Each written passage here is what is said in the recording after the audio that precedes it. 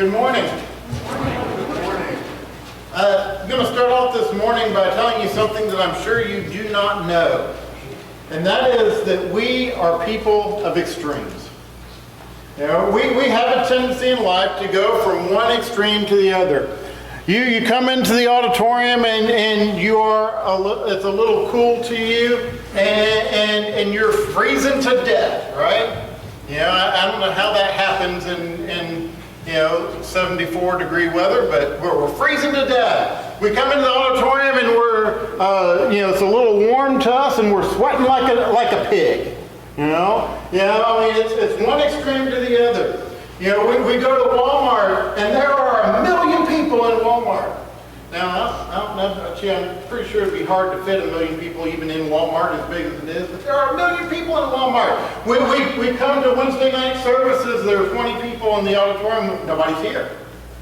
Nobody's here. Well, there are 20 people, nobody's here. What do? We go from one extreme to the other. We do it in all aspects of our lives. We're a little hungry and we're starving to death. We go to extremes. We do this politically, we do this in relationships, we do this in all different aspects of our lives. And the same is true in the way that we typically view the world. We have a tendency to view the world by extremes. And so we either see the world as just completely evil and horrible and it's just an awful place, or we have a tendency to see the world as just amazing and wonderful and it's all great and grand and everything's sugar and spice and everything's nice, right? We have a tendency to go from one extreme to the other. But the truth is actually that the world is both. Both evil and good exist in this world. Back on September 11th, 2001, those of us who were alive at that time and old enough can tell you exactly where we were when we saw the news or when we heard about the events of that day. There were evil men who attacked this nation.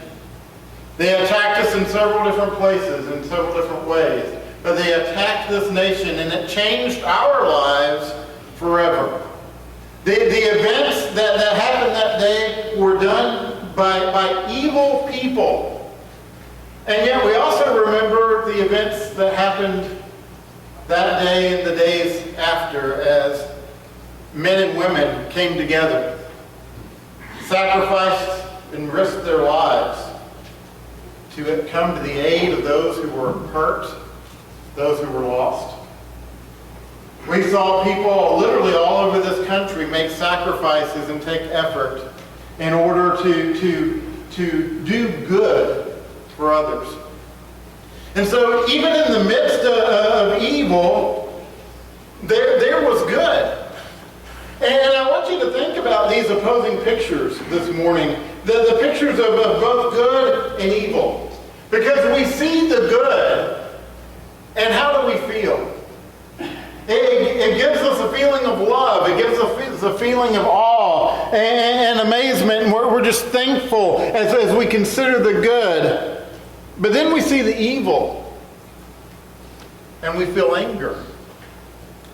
I think back to that day on 2001. And I was in the car taking my kids to school. Heard it on the radio, drove into the nearest Walmart, went running in. There wasn't a soul in the Walmart. There wasn't anybody at the cash registers. There wasn't anybody. And I made my way back to the televisions, and there was a crowd of people. Everybody in that store was crowded around those televisions. And we were all, as we stood there, and I stood there for well over an hour, we were all angry. We were hurt, we were concerned, but we were also angry. How could someone do this? You see, anger is the emotional response to injustice. And we live in a world that has good, but it also has evil. And as you go through your life, day in and day out, there are going to be to be times when people treat you well. There are going to be times when people do good things for you and make you feel good and make you happy. But there are also going to be times when people hurt you or hurt the people that you love. There are going to be times when people take advantage of you or take advantage of the people that you love. There are going to be times when people just downright disappoint you in life. And when that happens, you're likely going to get angry. And that's normal, isn't it? It's normal to feel that emotion of anger. The problem is that in anger, we run the risk of doing things that are contrary to the will of God. If we allow that anger to get control of our lives, we do things that we cannot take back. We say things that we cannot unsay. And then we try to say things, we try to fix it by saying, oh, well, I didn't mean to say that, right? But once it's out of our mouths, guess what? It's out. And so we say things and we do things that we cannot unsay or undo. And that is why anger is a giant, or can be a giant in our lives. It can just consume us in our lives if we're not careful. And anger that gets out of control runs in danger of not only destroying you, but destroying the relationships that matter most to you in your life. So today we're going to go back into the life of David, and we're going to look at this concept of anger. We come in our text today to 1 Samuel chapter 25 as we have been walking through the life of David. We're going to focus in on chapter 25 today, and this is actually a story that is sandwiched in the middle of another story. So in chapters 24 and 26, the chapters before and after, we have David running away from King Saul. We've been talking about that process. Last week we talked about David running all over the place, running for his life because King Saul wanted David dead. And so in chapters 24 and 26, David is going to have the opportunity to get revenge against Saul. And that's going to be the giant for next week, the giant of revenge. But today we're going to focus in on chapter 25. And chapter 25 begins with Samuel, the prophet Samuel, dying. Now, if you remember, Samuel was the one who originally anointed David and told that David would one day become king of Israel. And so now Samuel has died, and with his death, for David comes the loss of that dream that he would one day become king. Because now Saul's coming after David, he wants to kill David, and so David is concerned now about whether or not he will become king because Samuel, the prophet, is not there any longer. And then you have Saul going after and trying to hunt David down.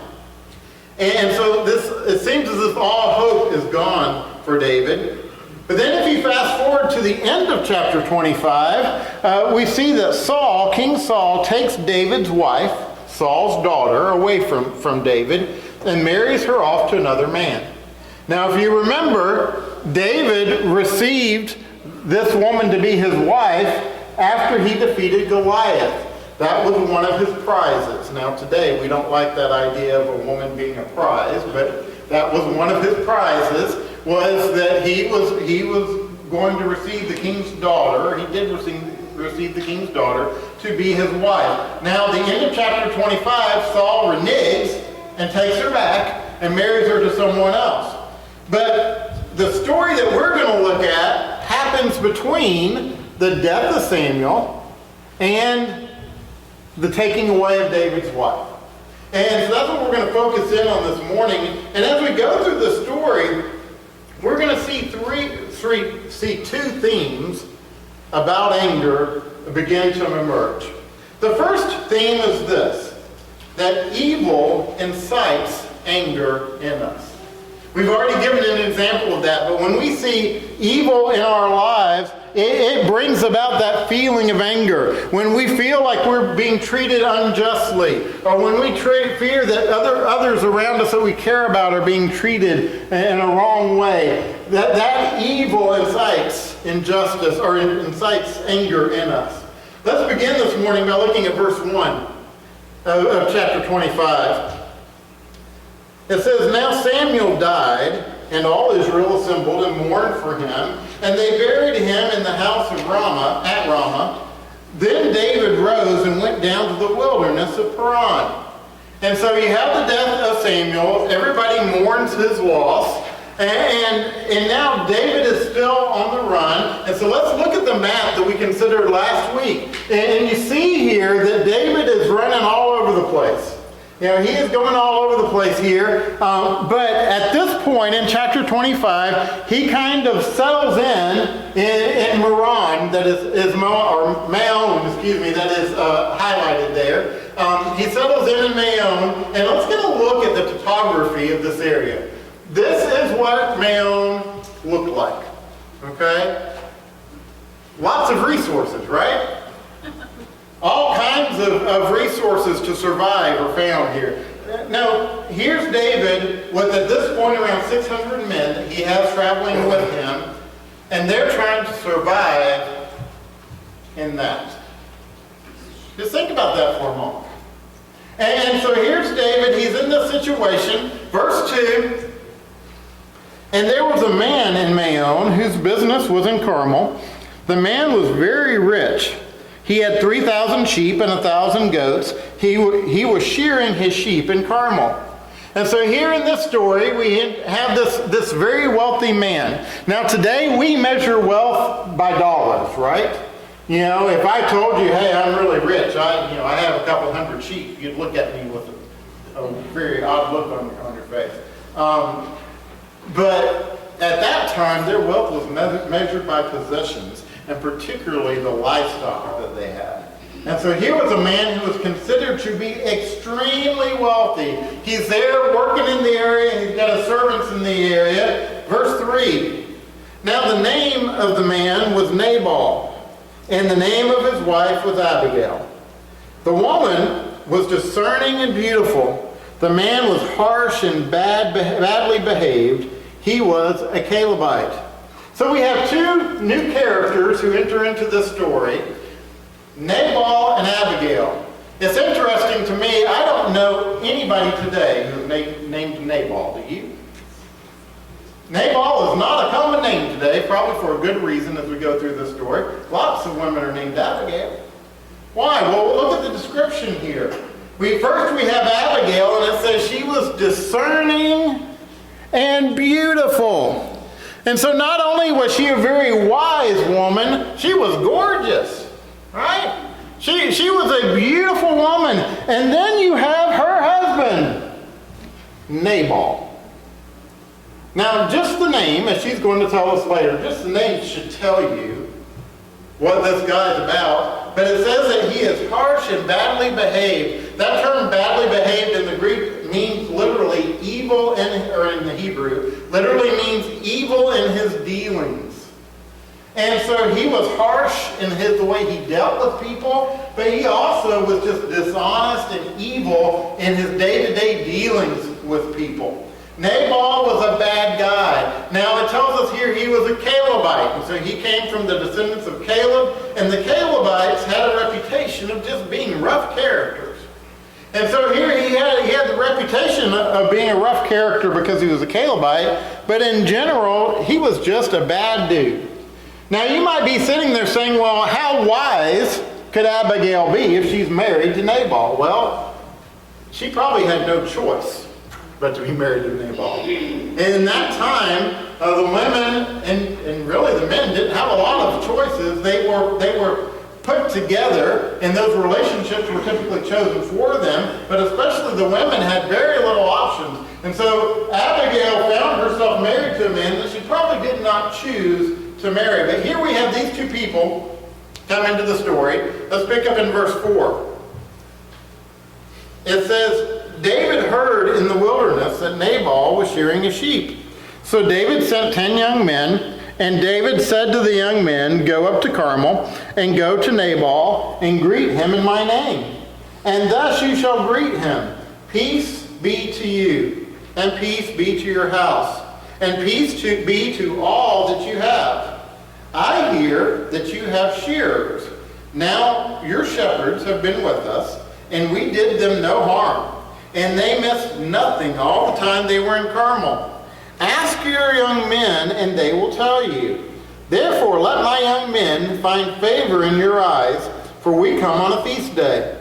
Please give whatever you have at hand to your servants and to your son David." So here's David. He sends 10 of his guys to be messengers to go to Nabal and say, "Hey Nabal, nice to meet you. We come in peace. We've been kind of watching over your people while they've been out in the wilderness with the sheep. We've been making sure that they're protected and that they're okay. And here we are. We're hungry. We have need. If you're able, we would appreciate any kind of help that you could provide us during this time." Now, Nabal, as you know, is just going to respond beautifully here, right? Nabal is just going to come and say, "Hey, just gather everything that I've got, take it to David." Well, let's look in verse 9. It says, "When David's young men came, they said to Nabal in the name of David. And then they waited. And Nabal answered David's servants, 'Who is David? Who is the son of Jesse? There are many servants these days who are breaking away from their masters.'" Now, the first thing I want you to notice here is that when these servants go to Nabal and tell Nabal all this information, it doesn't say that Nabal flew off the handle. Nabal waited before he responded. We don't know how much time, but it specifically says Nabal waited. In other words, Nabal gave a calculated and purposeful response. So a lot of times we will find ourselves in anger. We will respond without really thinking through what we're going to say, right? We'll just, our mouth will just run. That wasn't Nabal. Nabal had taken the time to wait. He gave a calculated response. And he says here, David? David who? Now, unless he was hiding under a rock, Nabal knew exactly who David was. But he acts here as if he has no idea. And who is this David? And, I'm hearing that a lot of these slaves, these servants, are running away from their masters. Is that who David is? And so he here not only insults David by not knowing who he is, but then insults him further by claiming that he's running away from his master. Verse 11, Nabal goes on to say, "Shall I take my bread and my water and my meat that I have killed for my shearers and give it to men who come from I don't know where?" Now, to me this is a significant statement because notice what Nabal is doing here. He uses the word I several times here, or mine. He says, "This is my food, these are my provisions, my water, this is work that I did." Now, this reminds me of some of our modern day CEOs of large companies, right? Who will tell you that they built the company from the groundwork and they built it from nothing and they did it all themselves, and look at what I did. Look at this company or corporation that I created. It has nothing to do with the 50,000 employees that have been working tirelessly while they've been going golfing and skiing. Right? It has nothing to do with all of those employees. This is what that CEO did and what he created and what he made. And this is kind of Nabal's attitude. Nabal's got servants and slaves. He's got workers galore.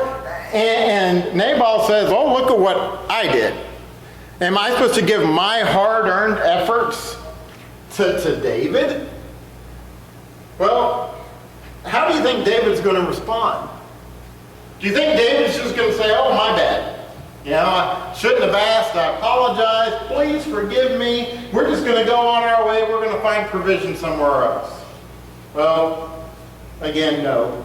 That's not the response. Let's pick up in verse 12.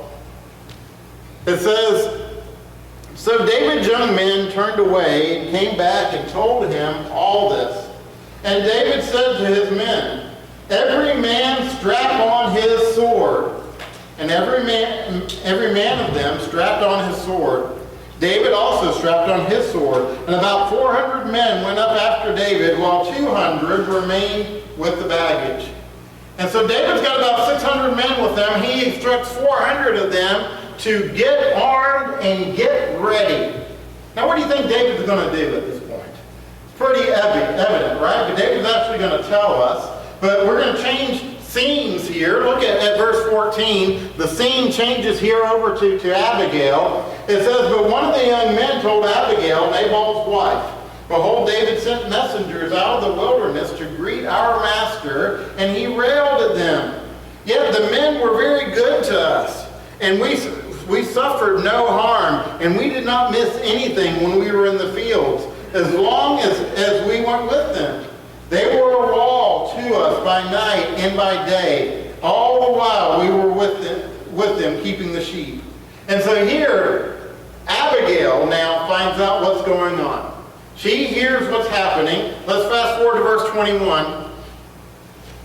It says, "Now David said, 'Surely in vain have I guarded all that this fellow has in the wilderness, so that nothing was missed of all that belonged to him. And he has returned me evil for good. God do so to the enemies of David and more also, if by morning I leave so much as one male of all who belong to him.'" And so here's David. David says, "I'm not only going to wipe out Nabal, I'm going to wipe out every man that's connected to Nabal. His sons, his servants, his workers. I'm going to eliminate all of them." And so, however justified you may think David, may or may not think David is here, his plan is to kill everybody. And so my question this morning is, what's happening to David here? Well, what's happening is David has allowed anger to become a giant in his life. And what David is going to do here is he is preparing to respond in a completely unreasonable way. I think most of us would agree that if someone refuses to give me some food, that does not give me justification to kill them and all their family, right? You know, that's not reasonable. And so he is about to respond in an unreasonable way. But for David, this makes complete sense.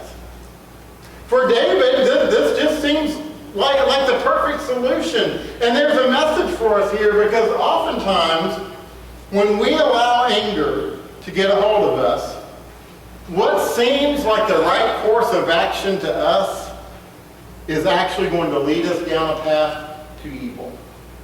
And in the mind of the angry man, all sanity gets lost. When we allow anger to get control of our lives, our ability to make reasonable, rational, and right decisions leaves us. And this is how anger can become a giant in your life. How many of us have seen anger take control of people's lives and to see the aftermath of it? Marriages break up. Parents lose relationships with their children. People lose their jobs. Friends lose relationships with one another. And the list goes on and on, all because we allow our anger to become a giant and to take control of our lives. And so the question then we have to ask this morning is, how do we get out of this? How do we deal with this? Well, it leads us to our second point, and that is that good perspective extinguishes anger in us. Getting a good or right perspective about things in our lives helps us adequately deal with and address anger. In verse 18, we won't take time to read all these passages this morning, but in verse 18, we see that Abigail makes haste. She gets 200 loaves of bread, she gets wine, 5 sheep, she picks up some grain, raisins, and figs, and she prepares to take all these things to David. In verse 20, she makes haste and she meets up with David and his men. Now let's pick up reading in verse 23. It says, when Abigail saw David, she hurried and got down from the donkey and fell before David on her face and bowed to the ground. She fell at his feet and said, on me alone, my Lord. On me alone, my Lord, be the guilt. Please let your servant speak in your ears and hear the words of your servant. Folks, that's so different from what we do. Here, Abigail is asking David to blame her and not her husband for what he did. How many of us do that in our lives? I think what most of us do is say, it's not me. Not my fault. I didn't do it. I'm not to blame. Yeah, they did it. You know, we want the blame to go elsewhere, but what does Abigail do? Abigail is willing to absorb someone else's guilt. And what's so amazing with that is that what Abigail does here is exactly what Jesus Christ has done for you. Jesus Christ hung upon the cross with nails hammered into his hands and his feet. And he said, on me. Let their sins be on me. You see, what Abigail does here is actually a picture of what Jesus has done for us. We are often so quick to say, hey, I'm not going to take the blame for someone else. I'm not going to pay the price for something someone else has done. Don't put it on me. And here Abigail does exactly what Jesus has done for us. And she says, I'll take it. On me. Let the sins of my husband fall on me. Now, as we walk through the rest of the story, we're going to see how good perspectives extinguish our anger. And what Abigail is doing here for David is she's helping change his perspective. Because what is David focused on now? But David is focused on one thing: the injustice that was done against him. That's all David can think about. He cannot think about anything else except that somebody has treated me wrong, and they are going to pay for what they've done. And now here's Abigail to change his perspective. And there are 4 aspects to this. Number 1, we have to recognize that anger gives power over to the evildoer. We're not going to take time to read these passages this morning, but in verse 25, what we find there is Abigail basically says to David, David, are you really going to let Nabal have this kind of control over you? Or are you going to really let him have this control? He is who he is. That's not going to change. But are you going to allow him to dictate the decisions that you make? You see, the reality is that when anger is driving your rage, you are actually empowering the object of your rage. Let me give you an example of that. Have you ever gotten angry at someone, said something that you shouldn't have said, or did something that you shouldn't do, and you say, well, I'm sorry that I did that, but you really pushed my buttons. You pushed my buttons. What are you saying? You're saying, I said it, but it's really not my fault because you were the one in control. What have we done? We have given control over to the person who is the object of our anger. That's what David's done here. David's given control over to Nabal. And so when we allow anger to become the focus of our lives, we're literally giving the power over to the evildoer. We're allowing them to be in control rather than us. But the second thing we find is that anger diverts focus away from the actual problem. It diverts focus from dealing with the problem at hand. What was the problem that David had? He and his men were hungry. They needed food. That was the problem. What is David's answer to that? Kill Nabal and all his men. One had nothing to do with the other, right? He had a problem, but he wasn't focused on his problem. He was focused on his anger. And so he couldn't deal with his problem because he was too focused on the anger that was in front of him. Here in verses 26 and 27, Abigail says, let God take care of the Nabals of this world, and you focus on what really matters, feeding your men. She says, here's food. Take care of your men and forget Nabal. Forget that issue. Take care of what really matters here. Provide for your men and forget that anger. You know, how many times in our lives have we allowed ourselves to lose sight of the real issue because of our anger? You know, a husband isn't communicating with his wife the way that she wants him to. He's just not talking to her like he should. He's not listening to her. He's not opening up to her. So what's her answer to him? I'm not going to talk to him anymore. If he's going to be that way, I'm just not going to talk to him. All right, so her problem is he's not talking to her. So what's her answer to the problem? Act in anger, and I'm not going to talk to you anymore. That makes a lot of sense, doesn't it? And yet that's how we respond to things. You know, your parents just don't understand you. Your parents just don't understand you anymore. They can't relate to you. So your answer to that problem is you're just going to remove yourself from that relationship, and you're going to distance yourself from your parents. That'll really show them, right? Because because they don't understand you, instead of taking the time to help them understand you, your answer in anger is to pull away from them and do the exact opposite of what is needed. And we could go on with examples of how in our lives we do the same thing that David has done here. And Abigail says, David, get perspective and focus on the problem at hand.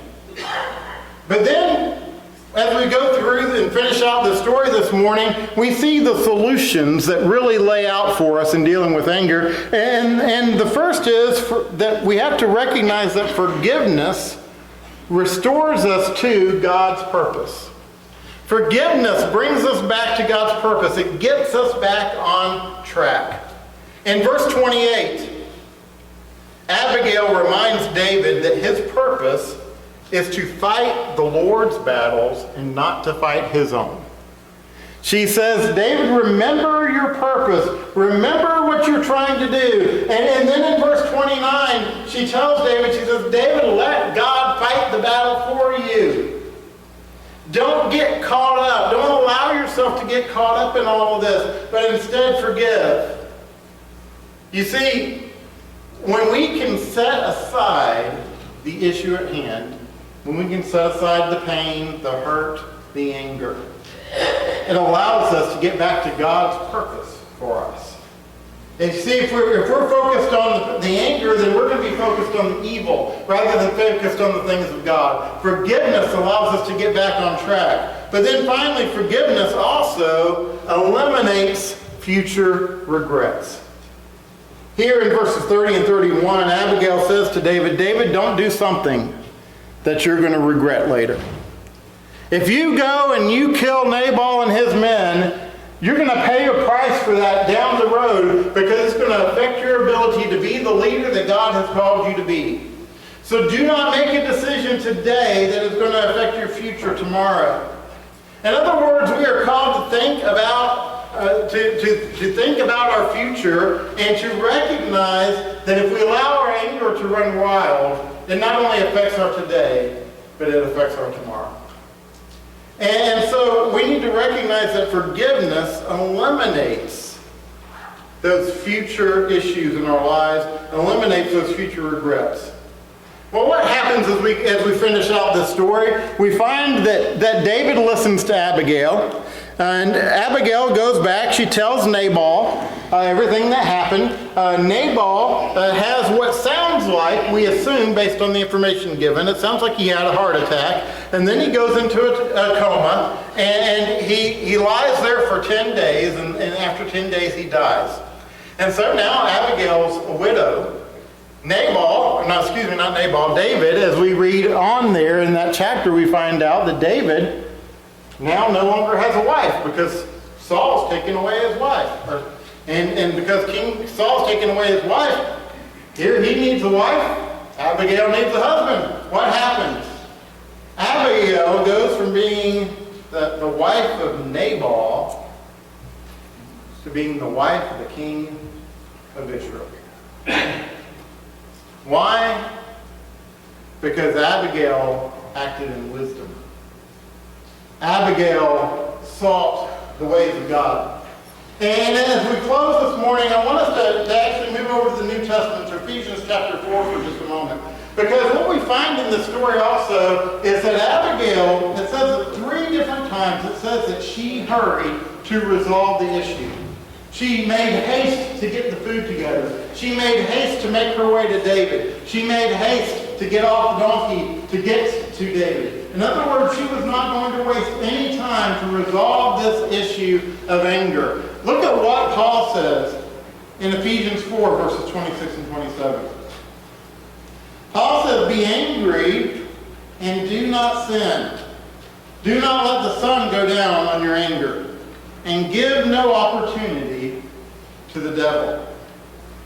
What's Paul saying here?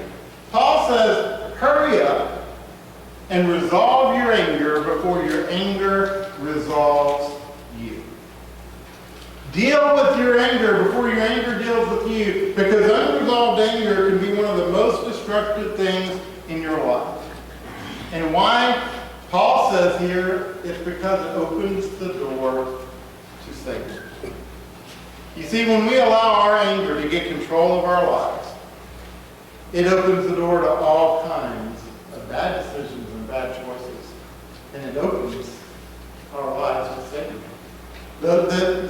The original Greek here uses the idea of getting a foothold. It allows Satan to get a foothold. Well, you know, anytime that you are trying to do anything where you need to use your weight, it is important to have your feet positioned in the right place. Have you ever played tug of war?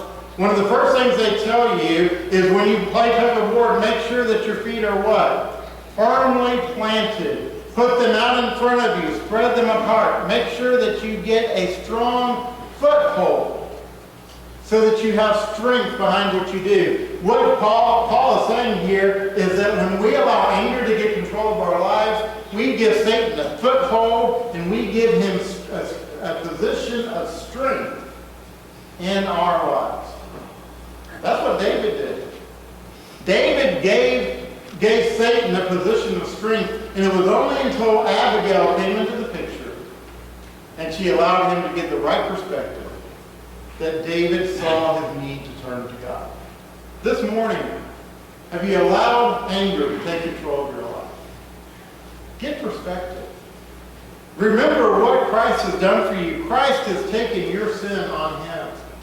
Our life is not about what's fair and what's right for us. Our life is about serving the one who died for us, who gave us everything. This morning, let's get perspective. And let's get rid of that giant, the giant of anger. If you're subject to the invitation, we invite you to come. You stand and we sing.